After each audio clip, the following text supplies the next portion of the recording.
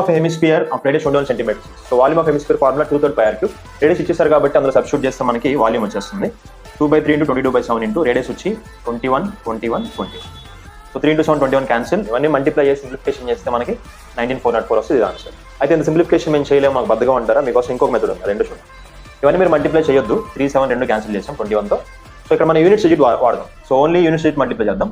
2 2 1 1 2 into 2 4 4 into 1 4 4 into 1 4.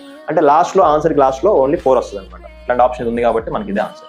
ఈ simplification కూడా మేము చేయలేమంటారా, అసలు ఫార్ములానే మాకు గుర్తులేదంటారా, మీకోసం ఇంకో మెథడ్ ఉంది, అదేంటో చూద్దాం. So volume of hemisphere formula మీకు తెలియపోయినా సరే, circle, semi circle, sphere, hemisphere వీటన్ని ఫార్ములాలో కామన్గా పై ఉంటుంది. పై అంటే ఏంటి, 22/7. సో ఇక్కడ మీరు 22 తీసుకుంటే 22లో మళ్ళీ 11 ఉంటుంది. సో ఆన్సర్ మీకు వచ్చే ఆన్సర్ 11తో డివైడ్ అవ్వాలి. 11తో డివైడ్ అయ్యే నెంబర్ ఇక్కడ ఏంటో చెక్ చేసుకుంటాం. 9 - 9 0 కాబట్టి ఇది ఒకటి 11లో డివైడ్ అవుతుంది, అదే ఆన్సర్.